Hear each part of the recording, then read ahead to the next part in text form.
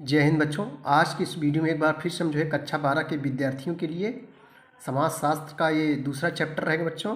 Chapter का नाम है भारतीय समाज की जनसांख्यिकी संरचना। यानी बच्चों जनसंख्या से संबंधित है, कहाँ ज़्यादा जनसंख्या है, कहाँ कम है, लिंगानुपात किसे कहते हैं, तमाम सारी चीज़ें इस चैप्टर में हम लोग पढ़ेंगे बच्चों। यह जो है यह जो है NCERT रहेगा और यह बुक NCERT रहेगा और सभी बोर्ड के विद्यार्थियों के लिए इम्पोर्टेंस रहेगा और 2023 के लिए मोस्ट इम्पोर्टेंस। तो आइए बच्चों, इसका जितने भी सारे महत्वपूर्ण क्वेश्चन हैं हम लोग देखेंगे जो है।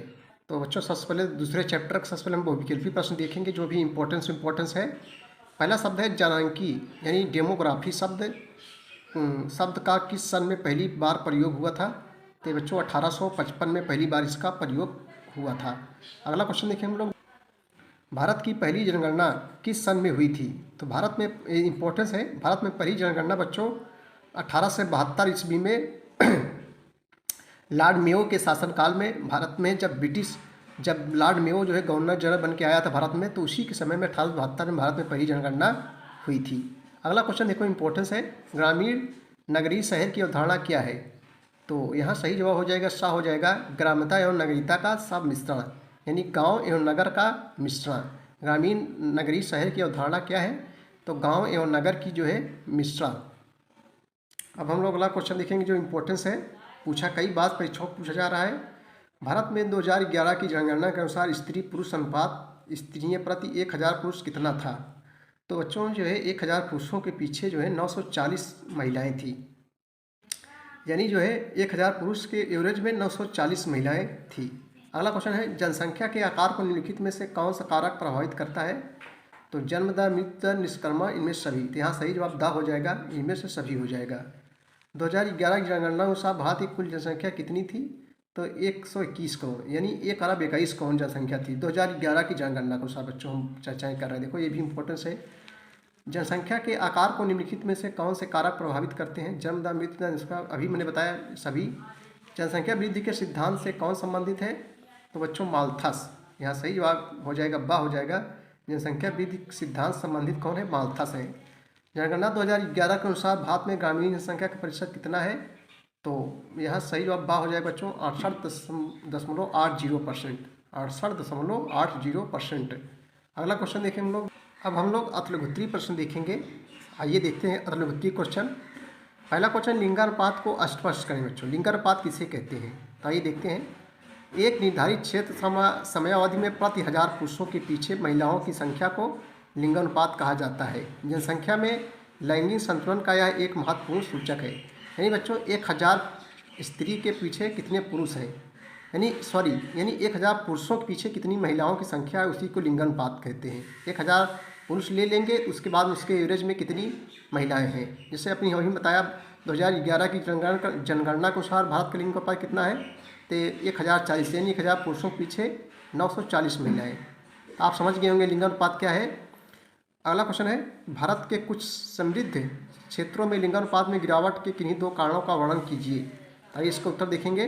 नंबर 1, आर्थिक रूप से संपन्न परिवार आमतौर पर 1 या 2 बच्चे ही पसंद करते हैं। बच्चे अथवा बच्ची को जन्म देने का निर्णय भी वे स्वयं लेते हैं।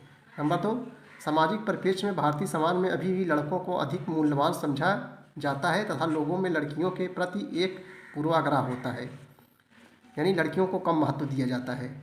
अगला क्वेश्चन देखेंगे हम लोग जो है। नेक्स्ट क्वेश्चन है, कुल प्रजनन दर से क्या तात्पर्य है। तो आइए इसका उत्तर हम लोग देखेंगे। कुल प्रजनन दर, देखो कुल प्रजनन दर से तात्पर्य किसी स्त्री के द्वारा प्रजनन काल में पैदा किए गए जीवित बच्चों की संख्या से है बच्चों। सरल शब्दों में कहें तो जो है यह उन बच्चों की संख्या है जो एक स्त्री द्वारा अपने प्रजनन काल आमतौर पर 15 से 50 वर्ष में पैदा किए जाते हैं। अगला क्वेश्चन है कि 2011 की जनगणना के अनुसार भारत की नगरीय और ग्रामीण जनसंख्या कितनी है। तो इसका उत्तर देखें बच्चों, 2011 की जनगणना के अनुसार 68.8% जनसंख्या गाँव में और 31.2% जनसंख्या नगरों में रहती है। इंपॉर्टेंस है, कई वर्षों परीक्षाओं में पूछा जा रहा है। नेक्स्ट क्वेश्चन है, जनसंख्या वृद्धि से क्या तात्पर्य है। देखो 3-4 साल लगातार परीक्षाओं में पूछा जा रहा है। जनसंख्या वृद्धि से क्या तात्पर्य है, किसी राज्य अथवा देश में किसी निश्चित काल जैसे कि 6 महीने, 1 वर्ष या 10 वर्ष में होने वाले व्यक्तियों की संख्या में वृद्धि को बच्चों जो है जनसंख्या वृद्धि कहते हैं। भारत में जनसंख्या वृद्धि का पता लगाने के लिए प्रत्येक 10 वर्ष में जनगणना कराई जाती है। या जो है 10 वर्ष में जनगणना किसके समय हुई थी? तो जब बच्चों भारत में लॉर्ड रिपन गवर्नर जनरल बनकर आया था, तो उसी के समय में जो है प्रत्येक 10 वर्ष बाद जनगणना नियमित रूप से जनगणना कराई गई लॉर्ड रिपन के शासनकाल में। कब? 1881 ईस्वी में। और वैसे जनगणना किसके शासनकाल में हुई थी? सबसे पहले 1872 में लॉर्ड मेयो के शासनकाल में। लेकिन बच्चों 10 वर्ष बाद जो जनगणना होगी ये जो है लॉर्ड रिपन ने जो है शुरू करवाई थी। भारत में जनसंख्या वृद्धि रोकने के सुझाव दीजिए। तो आइए, इम्पोर्टेंस है, बहुत सरल है। भारत में जनसंख्या वृद्धि को रोकने के निम्नलिखित उपाय हैं। नंबर 1 बच्चों, शिक्षा का प्रसार किया जाए, परिवार नियोजन, विवाह की आयु में वृद्धि, यानी जो है जो कम आयु में विवाह होता है और ज़्यादा आयु में विवाह होना चाहिए। संतानोत्पत्ति की सीमा का निर्धारण, सामाजिक सुरक्षा प्रदान करना, संतति सुधार कार्यक्रम, जीवन स्तर को ऊंचे उठाने के प्रयास, स्वास्थ्य सेवा या मनोरंजन के साधन, जनसंख्या, शिक्षा, संचार माध्यमों द्वारा प्रचार प्रसार। अब हम लोग बच्चों लघुत्तरीय प्रश्न देखेंगे, जो है जो इम्पोर्टेंस है लघुत्तरीय प्रश्न। चलिए बच्चों, हम लोग लघुत्तरीय प्रश्न देखेंगे। आपको 5 नंबर का मिलेगा। जनसांख्यिकी संक्रमण के सिद्धांत का वर्णन कीजिए। देखो, कई वर्षों परीक्षाओं में पूछा गया है, तो इसको उत्तर देखेंगे। देखो, जनसांख्यिकी संक्रमण के सिद्धांत का वर्णन कीजिए। इस सिद्धांत का तात्पर्य है कि जनसंख्या वृद्धि आर्थिक विकास के समग्र स्तरों से जुड़ी होती है एवं प्रत्येक समाज विकास से संबंधित जनसंख्या वृद्धि के एक निश्चित स्वरूप का अनुसरण करता है। जनसंख्या वृद्धि के 3 बुनियादी चरण होते हैं। नंबर 1 प्राथमिक अवस्था, अल्प विकसित देश जैसे अफ्रीका बच्चों। उसके बाद द्वितीयक अवस्था, इसके अंतर्गत कौन से देश आते हैं? विकासशील देश, जैसे भारत हो गया, पाकिस्तान हो गया आदि। ये सब क्या है? ये सब विकासशील देश हैं, यानी विकास के पथ पर चल रहे हैं, यानी विकास की ओर आगे बढ़ रहे हैं, लेकिन इस समय क्या है? विकासशील ही है वर्तमान में। और जो है संक्रमण की अवस्था, देश अल्प विकसित से विकसित अवस्था की ओर बढ़ते हैं।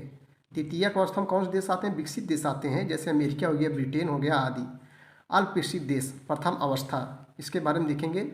इस अवस्था में बच्चों जन्म दर उच्च होती है। जो भी अल्प विकसित देश होते हैं, इस अवस्था में जन्म दर यहाँ उच्च होती है, क्योंकि लोगों के छोटे परिवार से होने वाले लाभों के बारे में जानकारी नहीं होती, वे अशिक्षित होते हैं। मृत्यु दर भी ऊंची होती है, क्योंकि स्वास्थ्य तथा चिकित्सा सुविधाएं उपलब्ध नहीं होती। इस कारण से जनसंख्या वृद्धि की दर नीची होती है। विकासशील देश जो द्वितीयक अवस्था होते हैं, आइए इसको देखते हैं हम लोग।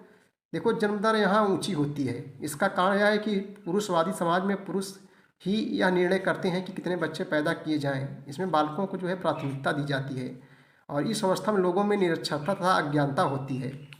मृत्यु दर भी निम्न होती है, क्योंकि चिकित्सा सुविधाएं उपलब्ध होती हैं। इस कारण से जनसंख्या ऊंची होती है तथा इसका परिणाम होता है जनसंख्या विस्फोट। जनसांख्यिकीय लभ्यांश के प्रति प्राप्ति होती है, क्योंकि आकारशील जनसंख्या की तुलना में कार्यशील जनसंख्या में काफ़ी वृद्धि होती है। विकसित देश है तृतीयक अवस्था। इस अवस्था में जन्म दर निम्न होती है इसमें, और लोग शिक्षित होते हैं तथा गर्भ निरोधक उपायों के बारे में जागरूक होते हैं। जन्म नियंत्रण लोकप्रिय होता है। स्वास्थ्य और चिकित्सा सुविधाओं की उपलब्धता के कारण मृत्यु दर भी जो है निम्न होती है। इस कारण से कुल जन्म दर भी निम्न होती है। जनसंख्या विस्फोट, यह स्थिति तब उत्पन्न होती है जब स्वास्थ्य तथा चिकित्सा सुविधाओं के कारण जो है देश की जन्म दर उच्च तथा मृत्यु दर निम्न होती है। इस कारण से बच्चों जनसंख्या तीव्रता से जो है बढ़ती है। अगला प्रश्न है, भारत में तीव्र जनसंख्या वृद्धि के कारणों का उल्लेख कीजिए। देखो, लघुत्तरीय क्वेश्चन अगला क्वेश्चन है। देखो, उत्तर बहुत सरल है बच्चों। देखेंगे, जनसंख्या वृद्धि के प्रमुख कारण इस प्रकार हैं। नंबर 1 मृत्यु दर में कमी, बाल विवाह, अशिक्षा एवं अज्ञानता, जीवन प्रत्याशा में जो है वृद्धि, जनसंख्या प्रवास के कारण, सरकारी नीतियों के कारण जनसंख्या जो है वृद्धि।